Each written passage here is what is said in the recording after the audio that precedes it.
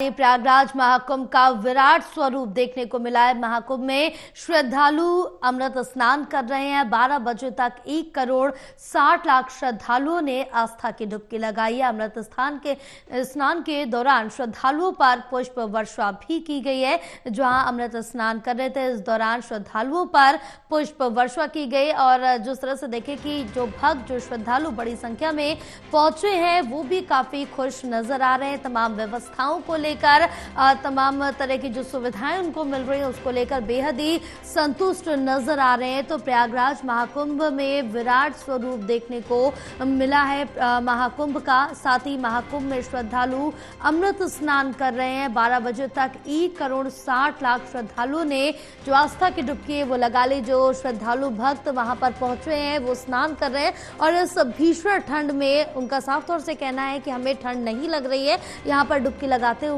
नजर आए हैं श्रद्धालु और आस्था की डुबकी लगा रहे हैं, क्योंकि कहीं ना कहीं इस ठंड पर आस्था भारी पड़ते हुए साफ तौर से नजर आ रही है। और इस बीच अगर बात करें तो अब तक 12 बजे तक की बात की जाए तो 12 बजे तक लगभग 1 करोड़ 60 लाख श्रद्धालुओं ने डुबकी लगा ली है। अमृत स्नान के दौरान श्रद्धालुओं पर पुष्प वर्षा भी की गई है, जिस दौरान श्रद्धालु स्नान कर रहे थे यहाँ पर संगम में। और इस तरह से देखिए कि श्रद्धालु में खासा उत्साह भी नजर आ रहा। बड़ी संख्या में जो श्रद्धालु हैं वो पहुंच रहे हैं और उनके पहुंचने का सिलसिला लगातार जारी है।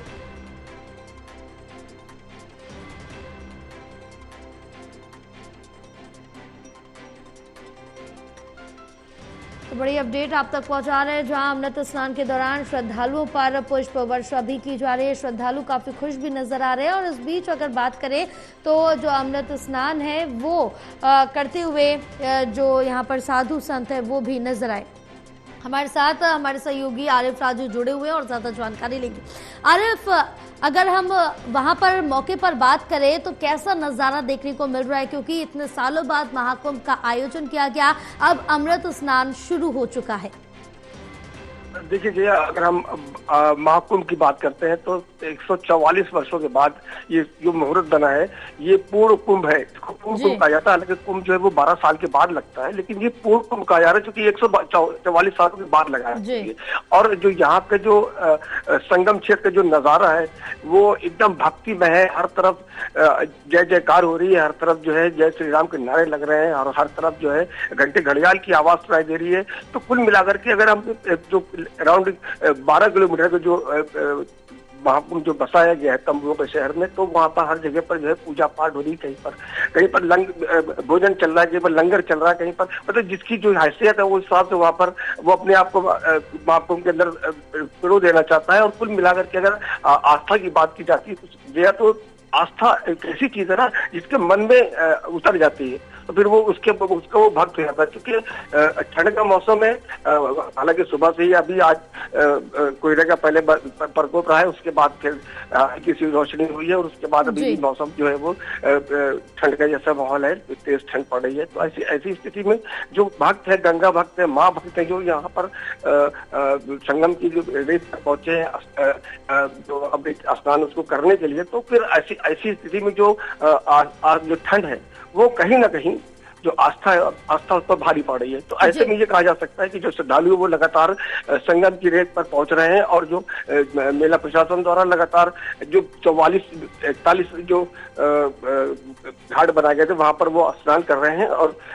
अभी जो हमारे सूत्र बता रहे हैं लगभग 1 करोड़ 75 लाख लोग वो संगम में आस्था की डुबकी लगा चुके हैं। और अब प्रशासन का मानना ये है कि लगभग 4 से 5 करोड़ लोग आज मकर संक्रांति का स्नान है वो यहाँ पर आंकड़ा यहाँ तक पहुँच जाएगा। जी आरिफ, बहरहाल आप हमारे साथ बने रहिए, आगे भी आपसे तमाम जानकारी लेंगे। लेकिन इस बीच जो महाकुंभ में श्रद्धालु पहुंचे हैं उनका क्या कुछ कहना है, चले वो भी सुना देते हैं आपको। लेकिन हमारे जो भीतर का अनुभव वो हर समय फुल ही रहेगा, क्योंकि जो हम सीखते हैं कुंभ में कि हम कौन हैं।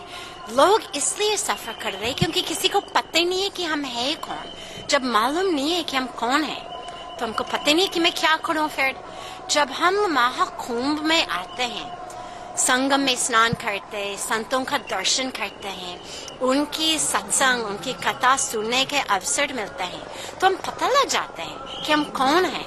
और आज जो डुबकी लगाए केवल माँ गंगा, माँ यमुना, माँ सरस्वती की संगम में नहीं, आप अगर देखेंगे पूरा विश्व से लोग, हर रेस, हर रिलीजन, हर रंग, हर धर्म, हर कंट्री, हर कल्चर, वो लोगों का संगम भी है। और यही सचमुच भारतीय संस्कृति है, अतिथि देवो भव संस्कृति है। सब भी आओ, कोई भी कॉर्नर से आप सब भी आओ, सब साथ ही साथ स्नान करें, साथ ही साथ शांति क्रिएट करें, पहले अपने भीतर में, फिर देश में, फिर पूरा विश्व में।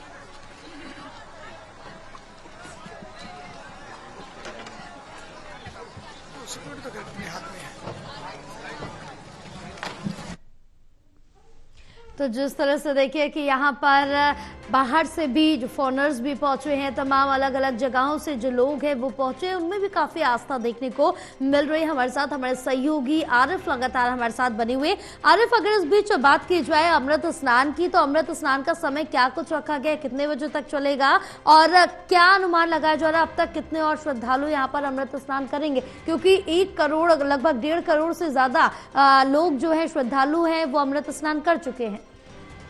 देखिए जो शाही स्नान जिसको बोलते हैं, जिसको जो अखाड़ा परिषद के अध्यक्ष थे और तमाम जो साधु शंकराचार्य वगैरह थे, इन लोगों ने उत्तर प्रदेश के मुख्यमंत्री योगी आदित्यनाथ से इस बात को लिखित मांग किया था कि जो शाही स्नान उसका नाम बदल करके अमृत स्नान रखा जाए, तो उसको योगी सरकार ने मंजूरी दे दी। तो अब वो अमृत स्नान हो गया है, क्योंकि मकर संक्रांति का भी मौका है और ऐसे में अमृत स्नान हो जाए तो कहीं ना कहीं जो श्रद्धालुओं की जो भक्ति वो और बढ़ जाती है।